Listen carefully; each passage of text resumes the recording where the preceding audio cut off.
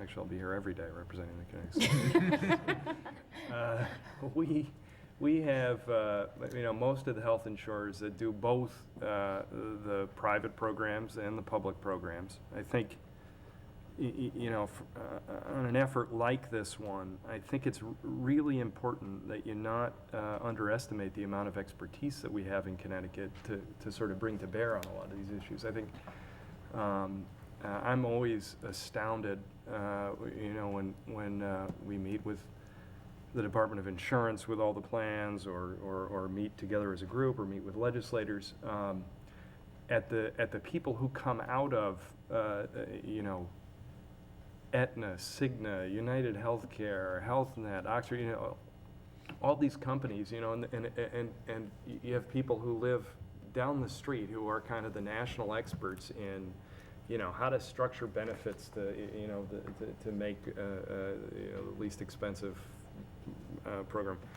A lot of people who are working at the national level, who live here in Connecticut on changing the way that we reimburse for procedures, based upon quality.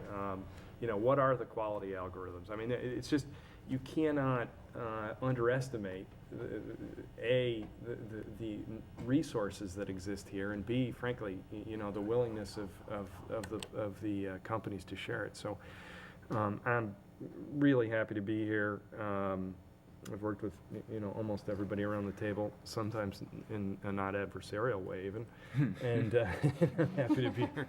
Thank you so much for inviting me. Good afternoon. I'm Bill Malitsky. I'm here on behalf of my partner, Armando Paolino, who's the executive director of the Connecticut chapter of the National Federation of Independent Businesses. And we just wanted to communicate to all of you our thanks for allowing us to participate in this process, because oftentimes when these debates come about, we're kind of at the end run of it, and we're responding to it, and we just appreciate the opportunity to be at the table to try to find solutions with you here, and we thank you. Thank you.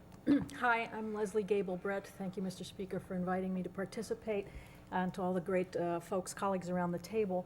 I'm the Executive Director of the Permanent Commission on the Status of Women, the sister commission to the Commission on Children, and you met Liz Brown earlier. And we've been working with many people in this room for a very long time on strengthening our health care programs and making them more accessible to uninsured folks. And since we've been putting slogans on the table this morning, our slogan has long been, healthy children need healthy parents. So I want to echo the comments that Comptroller Wyman made and a couple of other people, that one of the best ways to ensure more children is to make family coverage affordable and accessible and make sense to all the people of Connecticut, so that it's something that everybody can participate and can afford to do. We co-chair the Connecticut Women's Health Campaign, and from the Connecticut Women's Health Campaign, we helped to convene a strategy group that's been working on the issues of Medicaid and SAGA eligibility and accessibility for the last couple of years. We're also working with the Universal Healthcare Foundation and putting out a report, another report this coming fall, on the Health Economic Security Standard, which will be a calculation of what it actually costs folks in Connecticut in various economic circumstances and in various health conditions to meet their basic health care costs. One of the things that got said earlier was that 50% of all family bankruptcies are caused by medical debt. And lots of families are one medical crisis away from financial tragedy. And so by putting out this report in the fall, we'll be able to look at what the real costs are to various kinds of families across Connecticut, and perhaps help this discussion about what things cost. So I think that it's really important to understand how much Husky and Medicaid generally matters to many, many families in this state. I don't know if people are aware that approximately 1/4 of all children born are born to a parent who's covered under Medicaid. And so the coverage for the pregnant woman and then the coverage for the child matters to a whole bunch of people in Connecticut. And we know, because it's been said around this table, that if we do good preventive, continuous health care, we'll keep these kids healthier and it will save us money. We just have to have the good sense to know how to best spend, responsibly spend the money up front, so that the preventive care really works, and then in fact makes a system that is cost effective. But thank you for including us in this process. Good morning. My name is Jim Macabellis, and I'm here representing the 30 not-for-profit hospitals in Connecticut from the Connecticut Hospital Association. Going last here means that there really isn't much new that I can say, because I agree with many comments from many of you, if not all of you. So just a couple of ideas and things that I think we should all keep in mind. Mental health services is a key issue for hospitals. As Representative Peggy Sarah says, when she went to Children's Hospital, she saw a number of children waiting for services and trying to find the right services for them. That's an important issue. Again, medical technology, information technology, I think is key, is one of the things that may cause, though it's a huge issue to address, maybe one of the things that helps us reduce administrative costs. I'm just pleased to be here to work with you. We're concerned about the healthcare safety net in Connecticut. We must keep our eye on what is happening in Washington. I can't agree anymore. Within 3 weeks, we may see $9 billion pulled out of the Medicaid program nationwide, and that will trickle down into Connecticut. Somehow, some way, we don't know yet, but we will be working on that. And then finally, to sort of come up with what my attempt at what I think we're all trying to get at is something for children, is to find that they get the right care at the right setting at the right time. And I think if we all sort of work together, I think we can reach that goal. Thank you, Jim. I appreciate everybody's word. Very interesting. Let me, if you don't mind, I just take a couple quick notes as what people were saying, and you'll see there's kind of a common theme here, and maybe that's where we can open up some discussion of where we go next. And pardon me, I didn't have to wear glasses till about 4 months ago, so I'm still trying to get used to this too.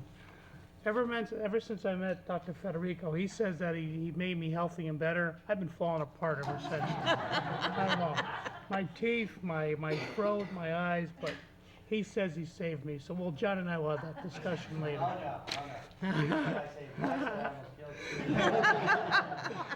Okay, all right. Let's read what was said here. Let's see. Certainly a lot of poor kids in a rich state. How do we pay for it? What are the costs? Mental health, lacking coverage, expansion to adults as a next step. What's causing the escalating costs in health care? How's our system working? Great programs in Connecticut, but how can we combine them? We have a remarkable system, but we need to reach out and get that information to the people. Prevention seems to be a big theme. Vision and execution. We certainly talked about community-based and school-based clinics as a possible first step. What we do have, cut the waste, easier registration, cost-effective care, administration simplification. What's happening on the national level?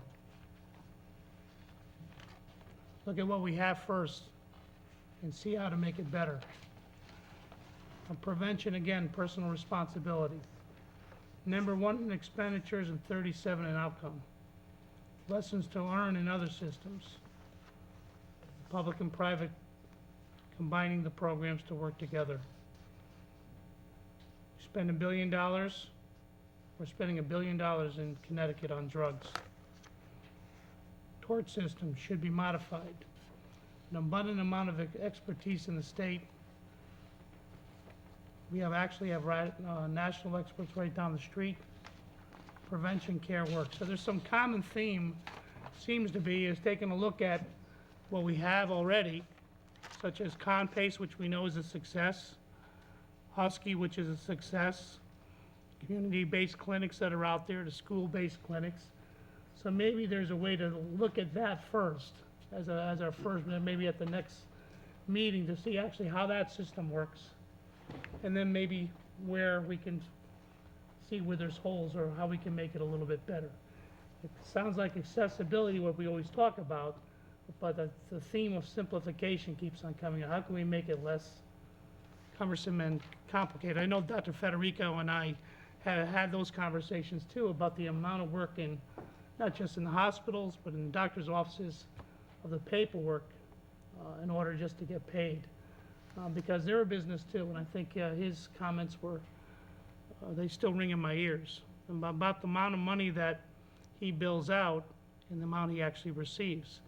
And I think I asked CBIA, I was at their talk earlier in the year, and I think the amount, and hopefully Dr. doesn't mind, I'll use any figure because they're close to the figures he used. If you bill out somewhere in the neighborhood of 2.2 million and get paid back 1.4, how many businesses can sustain out there? And I remember when I looked out on the manufacturers and the other business people, you can't. Well, they're a business too. So we need to simplify it and make it better, make it easier, and make what we have easier access. I know that's easy to say, but I think we can accomplish that. So also, one other thing is I thought before we get into any final comments or discussion, before we think about when we meet next, who isn't here? This is, I thought this room would be big enough. I think maybe we're gonna have to move to a bigger room. But does anybody notice around this table here, or this oval, or whatever you wanna call it, that there's people here that maybe should be here that we didn't invite?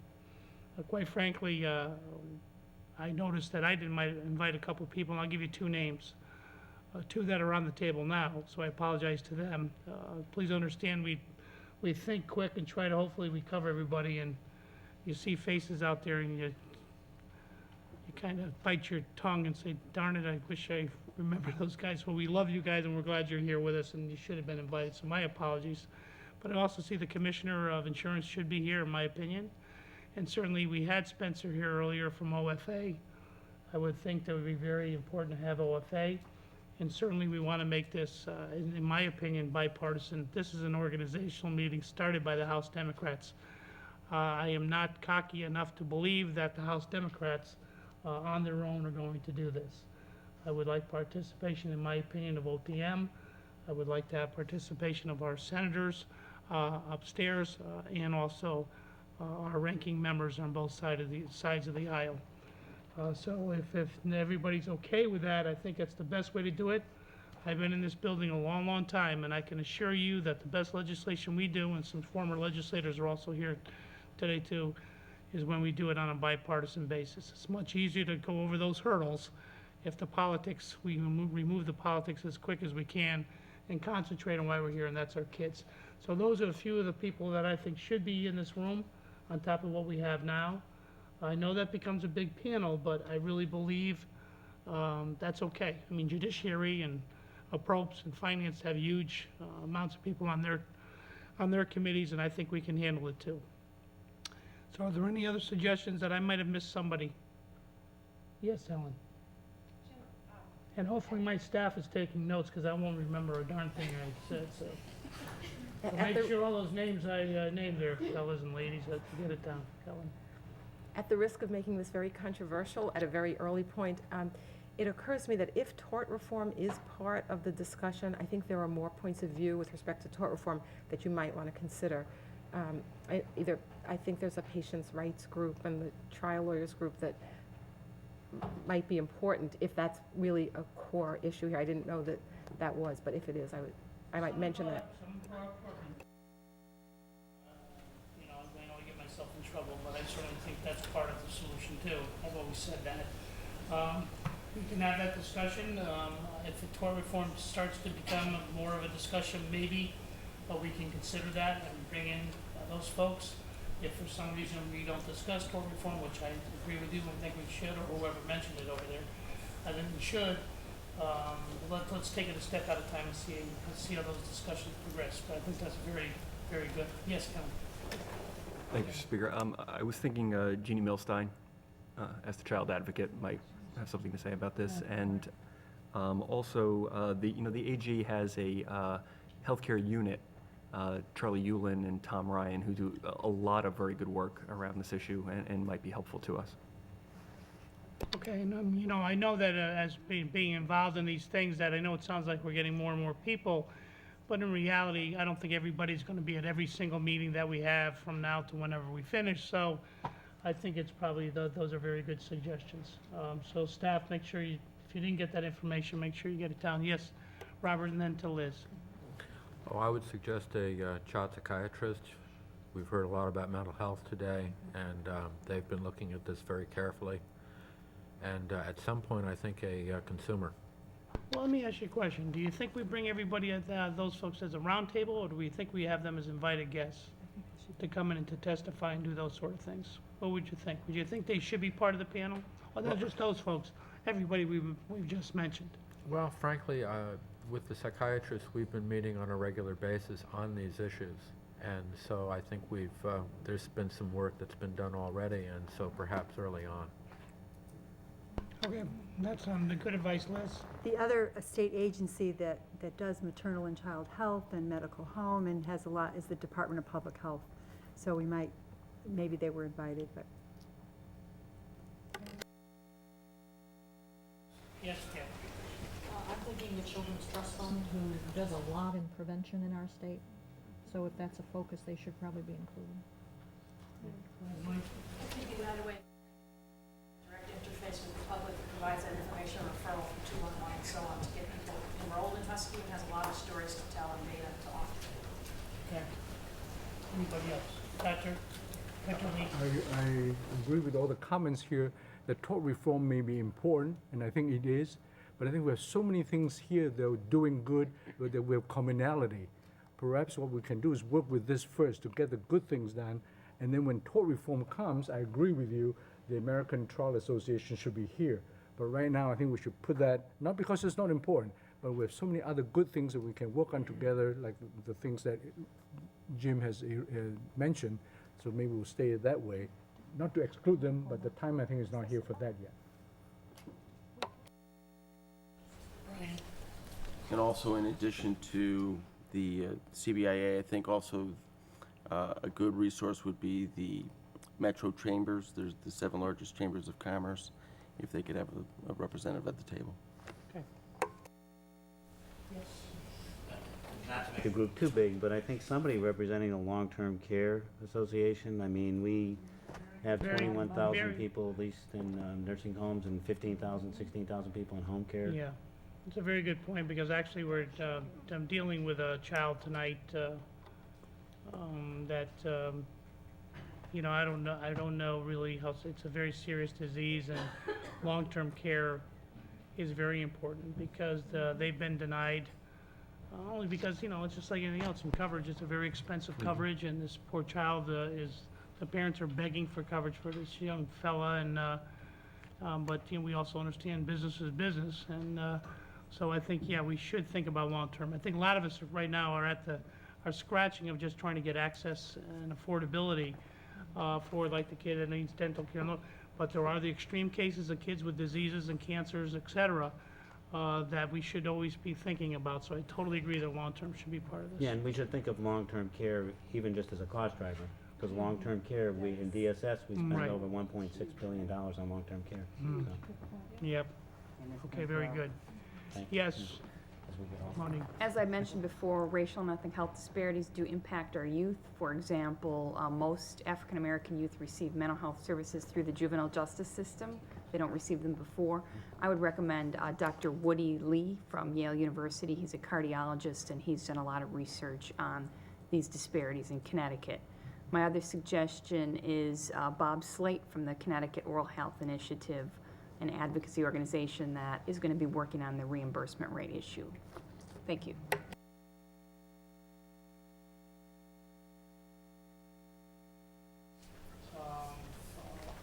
From that group to be here. I think that's a very, very good suggestion. Mr. Speaker, a question to you. As you go forward, are you planning to, as I gather Dr. Lee was saying about breaking the groups down, Yes. maybe that's when you can divide up some of these specialists that have been recommended would be part of that group also, because they're as actual working group. Because if we, and it's always great to see Totally. everybody here, but Yep. getting them to work with a lot of This is people. what I think is exactly, I think it's an excellent idea, that maybe as we have these extra people we're talking about, we'll go through and analyze that, and maybe to Dr. Lee's suggestion, as you say, Nancy, might be the way to do that, break them up in small groups and then bring them in as the experts, okay? So, but I like the names, so keep on bringing them, we'll figure out what to do with them after we get the names. Anybody else? Yes? Yeah, Jim, this is more of a Representative Amann. question for the role of the community health centers in this endeavor, because they see a lot of people.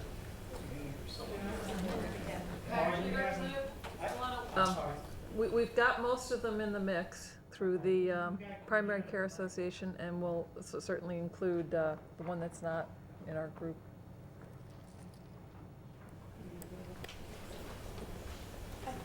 I think part of what I was going to suggest was similar to what Comptroller Wyman was talking about, that as we break into small groups, maybe to have people come in and give testimony to those groups to gather that additional information, because as the task force itself gets too large, that it becomes, we're less able to do what we need to do.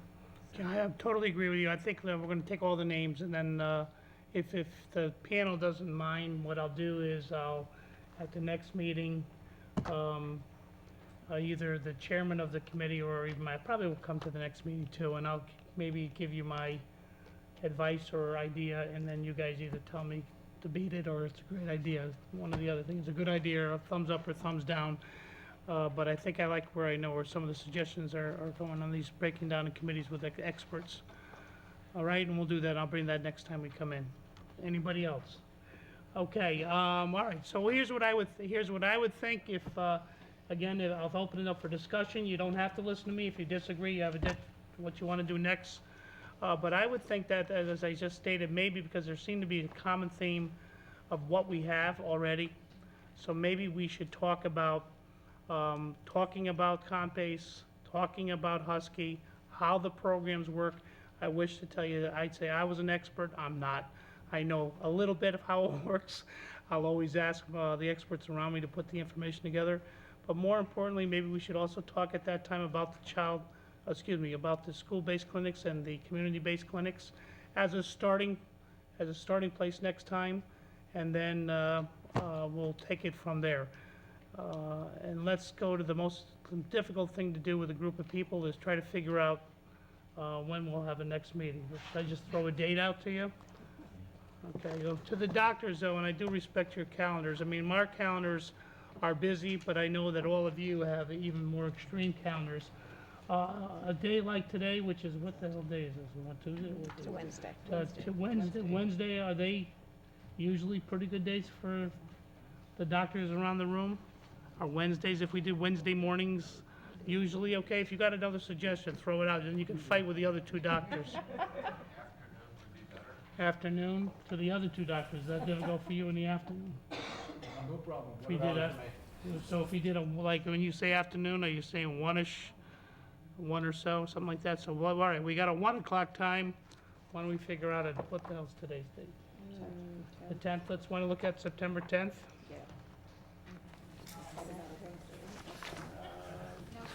Or the 8th, whatever that is.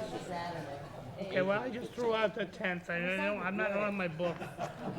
All right, so what's the Wednesday? I'm sorry, the 7th or the... So that's 2 days after Labor Day, so we should be in good shape, right? Someone likes the 14th better? 14th, a little bit better? 14th, okay, folks? 1 o'clock on the 14th? Make sure I'm gonna be here. Hold on. Actually, you don't need me, huh? Yeah, I'm gonna be here. So, let's say 1 o'clock. Okay. And will your office notify us what? Yeah, so we're gonna do that. I also thought it might be helpful for everybody. I know you probably have more exciting things to do with your life than watch a CTN tape at the middle of the night, but I think there was a lot of good information. I know that they're very helpful, so what I'll try to do, if CTN would cooperate, we'll try to get everybody a DVD of today's meeting. So if you want to review some of the things that were said and put your thinking hats on, I'd really appreciate that as a homework assignment. And if anybody has a closing statement, Liz? Not a statement, but I heard as everybody was presenting that there's a lot of potential good information, background information, good reports. And I was wondering if we did have that kind of information, who should we give it to that could maybe disperse it to the community? I mean, to the committee? Yeah. Brian, are you gonna be lead now that Stephen is leaving? All right, so, Brian, so why don't you stand up and tell, who you are and how to get a hold of you, okay? You can stand up, don't be shy. I work upstairs. You guys can stop by whenever. Well, Brian, why don't you give him your, extension number or your email? My extension's 8528. So if you call up and they'll direct it right back to me up That's there. 240 for folks that don't know, 860-240. And we'll send out an email. Once I think we had a sign-in sheet go around, we'll send out an email to everybody with all my other contact information there, so you have a point person to go back to. Anybody else? Yes, Steve. Since it sounds like Husky and Compass were the first ones out of the chute, can I learn now, am I expected to do a presentation? I'm going to send you that information, that conversation, but certainly, yes, I'd like to have a full presentation, PowerPoint, whatever you like to do, dancers, singers, whatever you need to do to put your show on. But yes, we'd appreciate that. How about on the community-based clinics, and you guys, would you do the same thing? We have a school-based clinic too? Okay, so we'll do school-based clinic, community-based, and comp-based and Husky. I think that would be a very interesting day. Okay? Now, anybody else? Yes, Dr. Lee. I just want to know our homework assignment, or our goal or objective. We're trying to come up with a financially viable health insurance program to fund the health insurance of 71,000 uninsured children in this state. That's the objective, right? Okay. Quality and accessible. Okay. Access and affordability for 71,000 children who are currently not insured in this state. Okay. I just want, I want to understand the goals and objectives, because I think that's obviously what we got to keep focused. But possibly expand to our parents. It's by the pharmaceutical industry. Staff, let's make sure we make a big point what our goals are, so everybody knows their goal and what the objective is. Anita?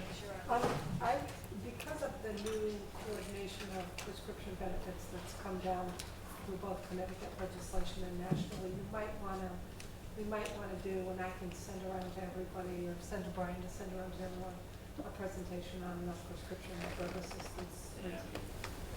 The link is, there's gonna Do be you want links to, available. do we think we'll have enough time to do, how long? We could do that at another day too. Why don't we, Anita, then to staff, that will be something we can do The next following meeting.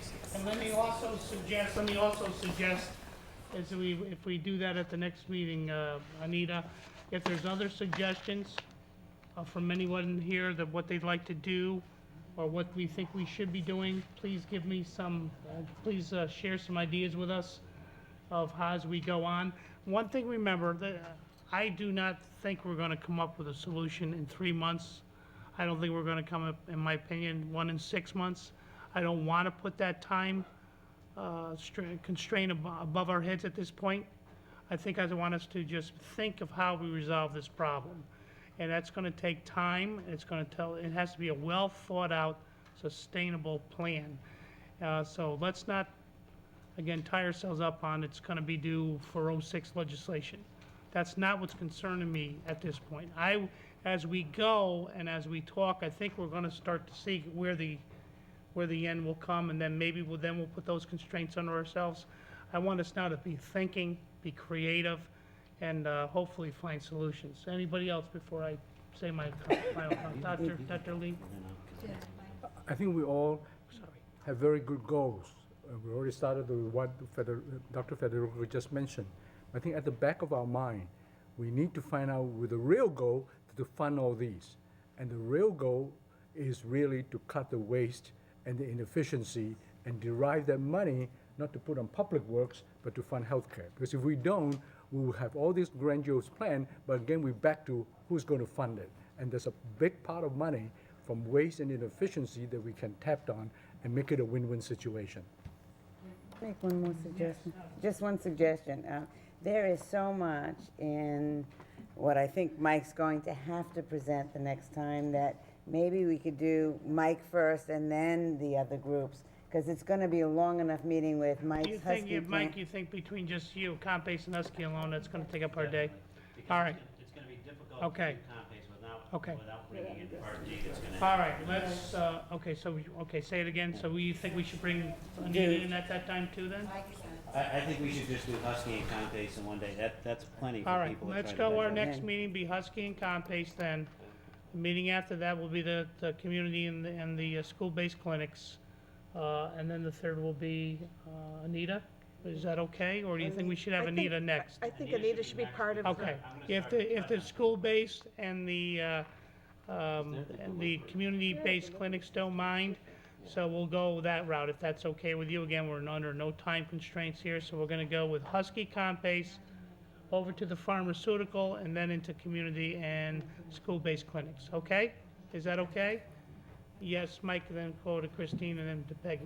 Just one comment on the goal. I think somebody said the goal was to establish a program to take care of the 71,000 children and the adults. It may not be to establish a program. It may be to tweak the existing programs so there's access and the services provided. Let me tell you something, Mike. If we can figure that out and we get out of here and accomplishing that, you make me the happiest human being in the world. So that's awesome. And maybe if we can accomplish that goal that early, if that is feasible to do, then we can go to Nancy's point of maybe seeing how we can expand that to the adult population. But I guess we'll take that one step at a time. Yes, Mary. I'm sorry, who did I miss? Christine. Oh, yeah, Christine, you were next, and then we're going down Thank here you. to Mary. Well, I think to piggyback on what Mike was saying, we've also talked today about families who are eligible not having information, not being able to get through the system. I think it's important, and it sounds like agenda for meeting 4 is to present on the Healthy Start program and a continue of care that we're working on with the Children's Trust Fund and trying to work a system of prevention with families accessing services and also getting into the system under the eligibility criteria that they already fall into those categories. So I actually am the program director for both programs in the Waterbury site, so I'd be happy to present on both of those. I think prevention, absolutely. I think that should be another just day of doing that. I know that the doctors are very concerned with that too. I know Dr. Federico is, so I think it's a very good idea. Peggy, and then to Mary Alice.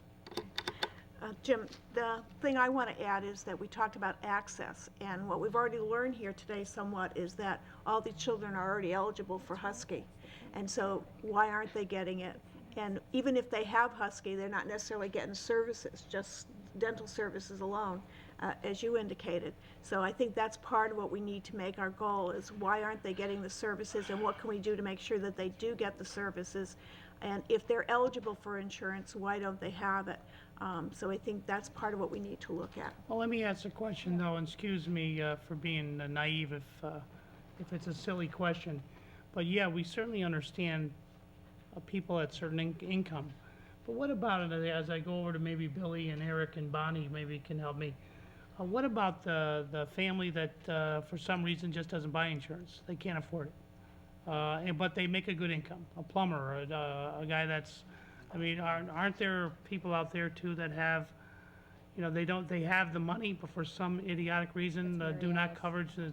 Mary Alice, I think maybe Mary Alice could help me with that. I mean, there's got to be another portion of kids Some of Billy's out people, there for too. some reason that they're in almost that limbo of making a living, but not enough to make affordable insurance. And I know a lot of the small business folks, I get that on a weekly basis, that complaint. Well, if you look at insurance status for children by family income level, once you get to about 400% of the federal poverty level, it's less than 2% of kids are uninsured.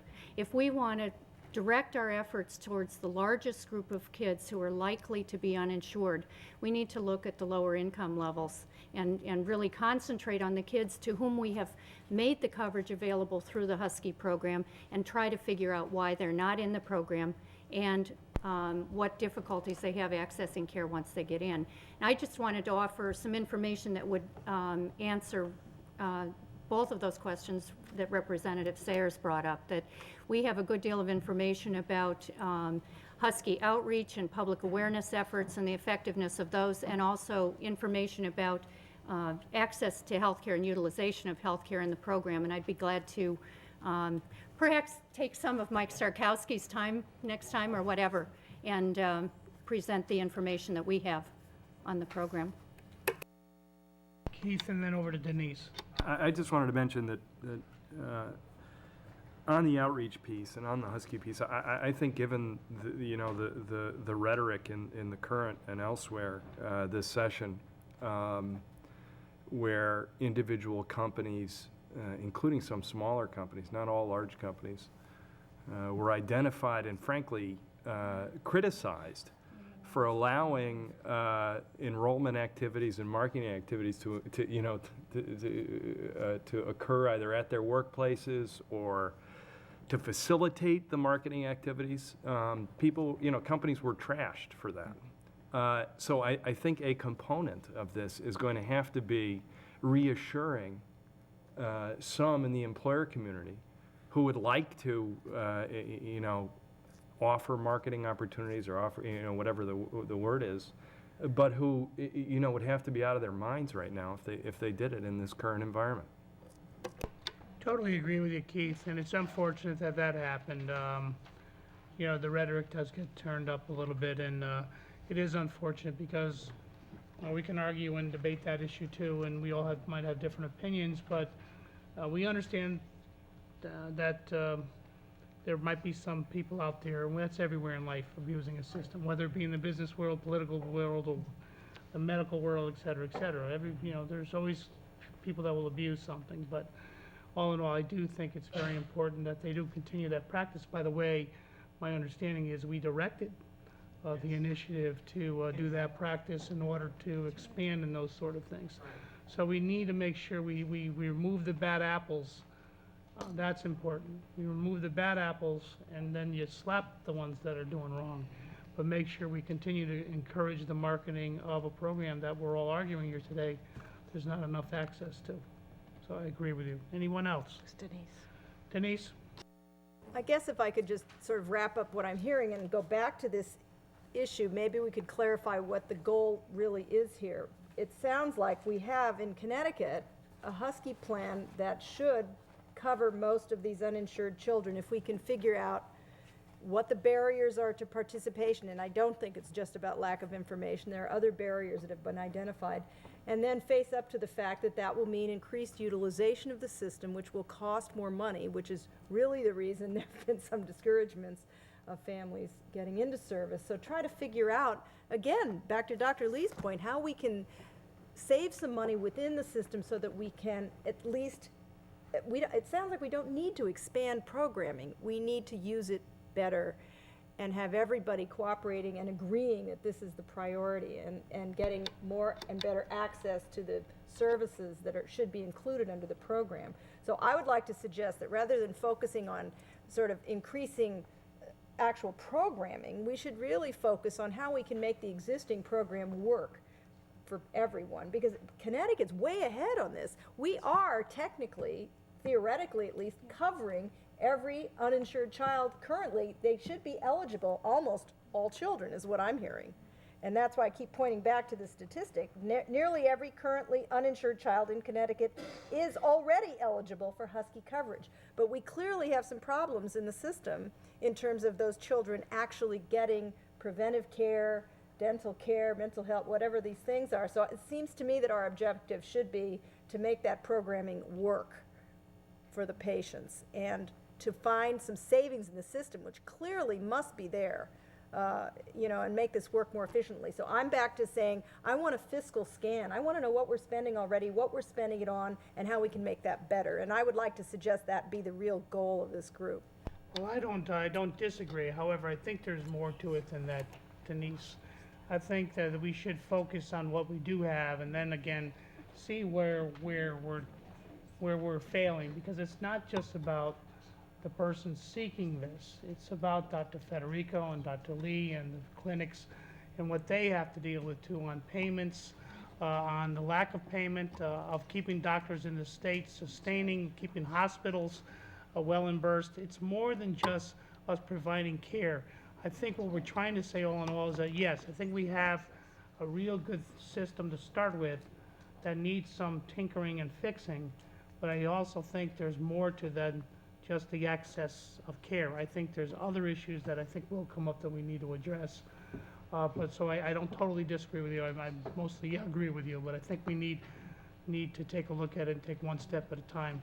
And also, I think what you're missing is, well, I think what we're really missing is the discussion of prevention, because even if we have this wonderful discussion about getting more access, if we're not talking about preventive care and accountability in healthcare and buying into your own healthcare and these sort of issues, that we all have a responsibility. Someone that smokes 2 packs of cigarettes a day for 25 or 30 years that has no insurance, and I'm talking about an adult now, or even, well, kids who start now, and then one day find themselves with a spot on their lung with no insurance coverage, as Dr. Federico pointed out earlier, and says, what do you mean you're not going to take care of me? You know, what do you mean you're denying me coverage? I got cancer of the lung. Well, in reality, I think we need to make people understand that the first ones they should be taken care of, and I'm a real hypocrite because I didn't do it, okay? I almost paid the ultimate price of not taking care of myself. But the point of educating people on prevention, I think, is a huge part of this. So even if we answer the access part of it, we need to also try to establish maybe a better system of marketing out there of prevention care. Because all in all, the more we can prevent on these health clinics, I think that's where we can start. Community health, the school-based clinics could be a way where we can start to educate in prevention, because every one we can prevent of anything that's going to cost us money in an emergency room or something else is going to save the taxpayers money. Any other comments? Bonnie? An issue that was raised in part by yourself as well as Representative Merrill, I think, is important to discuss as well, and that is the issue of when people have health insurance coverage, but they drop it and then put their children on Husky, because then you've got the issue of the adults not having the coverage and not getting the preventative care, et cetera, that's needed as well. So I think it is important to look at the current system and why people are dropping coverage and then putting their children on Husky as well. It'd be best for all of us if everyone remained insured. So I think that's important to look at as part of the issue as a whole. And just to follow up on that, Bonnie, if everybody's insured, we have less uninsured out there receiving care, because that drives up the cost for the rest of us that are paying for health care insurance. So if we have less of them, then that will reduce our cost. So that would be a savings for everybody. Well, let me just close by saying, I'm going to steal a quote. I think we all saw it earlier. The failure is not an option. I really think we have to, whatever we conclude is going to be substantial. And that's going to be sustaining and substantial. And it's going to change the way we do business here in healthcare in Connecticut. So I ask you, that's your goal. And the other thing is, take it from me. Life isn't a rehearsal. This is a chance that we all have collectively to make a mark on Connecticut. This is an opportunity for you, all of us, to do something that we can be proud of 10, 15, 20 years from now. Don't blow it. And I say it to me too, okay? So thank you so much, and can't wait to meet with you all again. Thank you very much.